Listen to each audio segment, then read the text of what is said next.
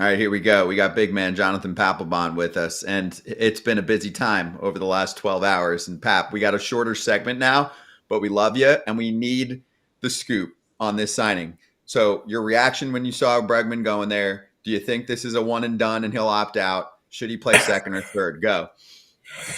First off, I'm going to apologize. I had to talk to the principal because my son was on the phone checking out the Alex Bregman deal in class, so I had to be talking to the principal. So I'm late. I'll pay my fines. Number two, to me, this is a sign that I don't care what he's done in the past. I don't care how many stats he puts up. This is a sign where you sign a true leader and a true leader in that clubhouse, and you have instant leadership. I love Devers and I love Trevor's Story and Casas, but it takes a certain special somebody to be a leader on the team and to man up to the media every day in Boston.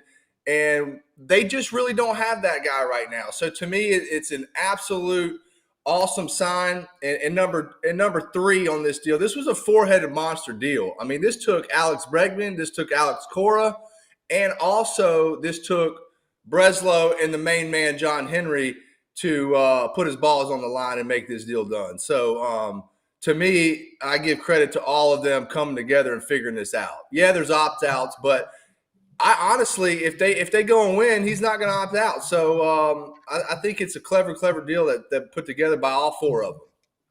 Looking at this lineup, excuse me, they have a really stacked lineup, in my opinion. They have some starting from Jarren Duran all the way down.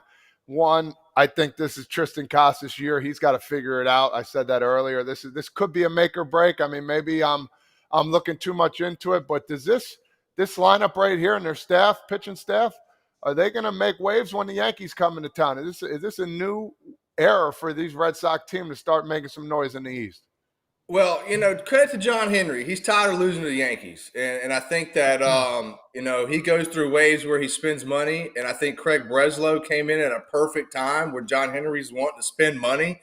But Flavor Phrase, look, man, I'm going to tell you this thing. Now, he may not stay at second base all year long. I mean, Alex Cora is known to manipulate lineups and put his guys in and give guys days rest when they need them. And so I don't necessarily look at him possibly playing second base all year long, especially if the Christian Campbell kid comes up and sets the world on fire. So, like I said earlier, I think I view him as a straight leadership role, and Casas definitely has to start stepping it up.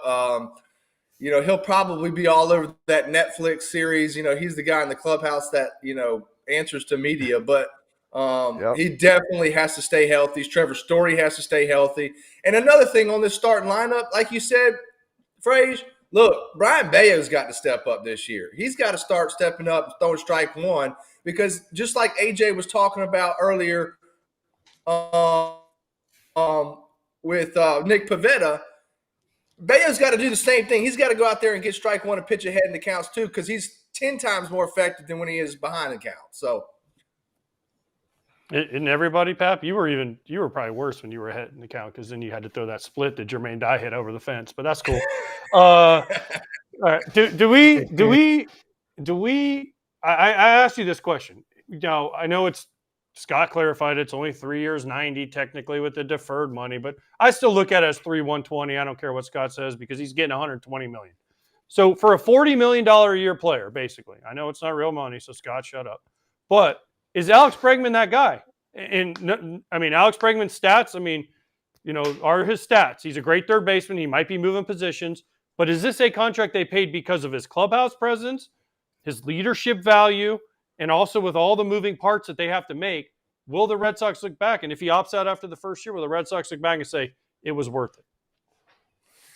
That's a great question, AJ. I think that, number one, this deal doesn't happen unless Alex Cora already had the relationship that he had with him previously. So he could go to John Henry and he could go to Craig Breslow and say, hey, look, this guy will fit perfectly in our clubhouse.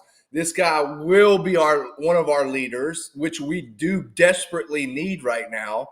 And number two, I think if he goes there and the stats are there and they win, that changes everything. Now, if he comes here and Trevor Story gets hurt again, we got to switch positions every day and mix and match like they had to do last year, then he thinks twice about it, I think.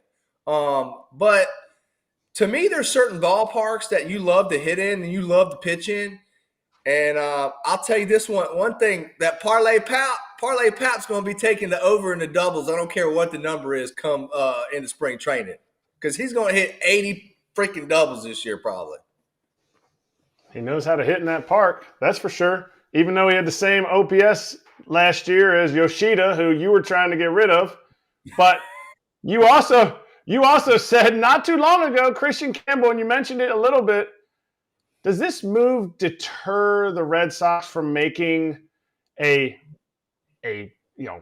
crazy move by putting him in the opening day roster, like you said, or do they still try to push it and then it creates all that havoc?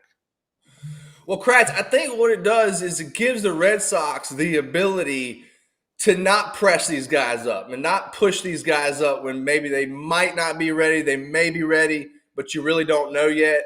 It gives Marcelo Mayo, Roman Anthony, and Christian Campbell, the big three so-called, that it gives them a chance to mature a little bit and get better in the minor leagues, and they don't have to necessarily – now, if somebody gets hurt, that changes everything. Trevor Story goes down in the first week again this year, then that changes everything. So you got to press guys up. But I think it gives them a set lineup to start off the season with, and going into the season, there's a lot of expectations with this ball club. And to me, it's going to be fun because it's going to be and on my side of things, it's a whole lot more fun to announce games and do games when you're watching big league players every night, not minor league players that are coming up and filling positions. And that's what that's what we've been watching with the Red Sox the last few years. So all that's going to change. So we're going to be watching some exciting baseball with the Red Sox this year. That's for sure. Okay, tell us. Parlay Pap, where are they going to finish? Where are the Sox finishing? I got to finish it behind the Yankees. I do. I think in the AL East, this division is the division where the Yankees have seemed to own it. But to me, that doesn't matter. I think they're going to get in as a wild card. I just think the pitching is just not there. I think the Yankees have better pitching as of right now. Now, could that change if as Lou Merlone calls him the pig, if Garrett Crochet comes out and wins 15 to 20 games, that may change. But that's a lot. That's a big ask for a young kid like that to come in the American League East and right away punch out 15 to 20 wins and give us 180, 200 innings. That's a big ask to me. So if that doesn't happen, I have the Yankees above us. But with the wild card, that doesn't matter. It does matter. It does matter because wild card teams seem to do better than the division winners, Pap. So come on, let's go. Keep up. keep up here. True. I know that's the first year though where we haven't had anybody cry about having too much time off. Just saying. So you want to try to win the wild card, not the division, okay? I agree. Does this move mean though? And we talked about this before you came on, and I saw your tweet where you said, Yoshida out, Campbell at second base. Do you think Christian Campbell will really start the season on the big league roster? Because I don't think he will. I think they're going to stick with Devers to start, move Bregman to second to start, and then see how it plays out. Because I don't think, one, they want to start the clock on Campbell, and two, I don't think they want to put that pressure on moving Devers, and then every day Christian Campbell comes in and they're like, man, you made Rafi Devers move out of the starting lineup. You have to do something. I just think the Red Sox are going to play it slow with him. Yeah, and I think they are now, AJ. And AJ, I had said that before the Alex Bregman signing. I mean, like thinking that, the Campbell kid was going to start at second when I came on previously on the FT. But now that you got Bregman, I think that does change a little bit. It gives you a more set lineup, and you don't have to necessarily press these young kids and start their clocks. When you call these kids up, you get a bona fide big leaguer and you know it. You're not filling a void because you have to. But to me, I think out of the three kids, this Christian Campbell kid is something else, man. And I've had just a little bit of time to be able to watch him. But man, I'm super impressed with this kid. He's super mature, and so we'll see what happens. Like I said earlier, Alex Cora is known for this. This is what he plays chess out there, so he's known to mix and match, and Breggs knows that. So whether or not Breggs is going to play a little bit of second base, and when Devers needs a day off, he'll play third base, and vice versa. Who knows?